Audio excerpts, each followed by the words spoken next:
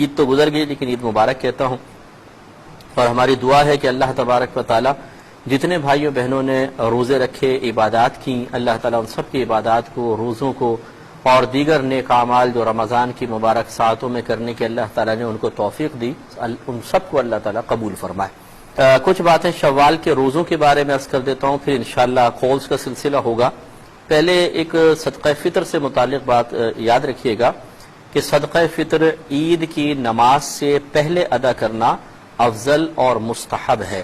لیکن اگر کوئی ادا نہ کر سکے تو پوری زندگی اس کا وقت ہے،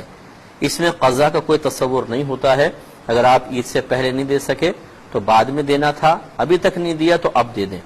یہ نہیں ہوتا کہ آپ اس سوچیں عید گزر گئی تو جی اور کوئی ادا نہ کر سکا تو یار اب تو میرا صدقہ فطر اس سال کا نکل گیا، یہ نکلتا نہیں ہے، آپ کو ادا ہی کرنا ہوگا۔ اس کے علاوہ شوال کے 6 روزے ہیں، ان کے بارے میں انشاءاللہ میں آپ کو بتا دوں کہ فضیلت بیان کرتے ہوئے رحمت کونین صلی اللہ علیہ وسلم نے ارشاد فرمایا کہ جس نے رمضان کے روزے رکھے اور اس کے بعد شوال کے 6 روزے رکھے،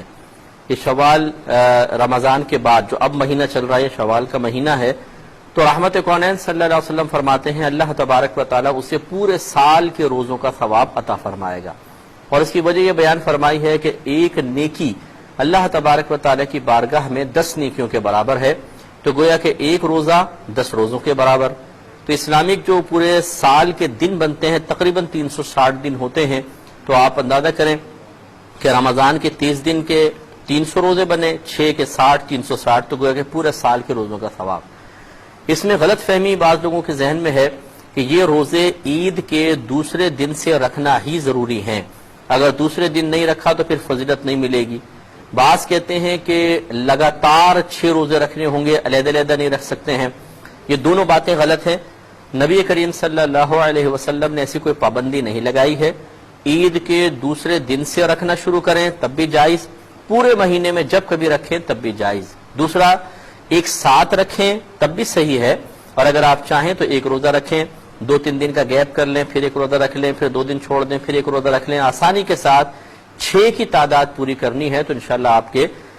روزے ہو جائیں گے اور یہ فضیلت آپ کو حاصل ہوگی۔ بعض بھائی بہن ہم سے پوچھتے ہیں کہ یہ جو ہمارے قضا روزے رہ گئے ہیں، رمضان میں کوئی روزے قضا ہو گئے ہیں، کیا ہم وہ رکھ لیں تو ہمیں یہ فضیلت حاصل ہو جائے گی؟ دیکھیں مسئلہ یہ ہے کہ رحمت کونین صلی اللہ علیہ وسلم نے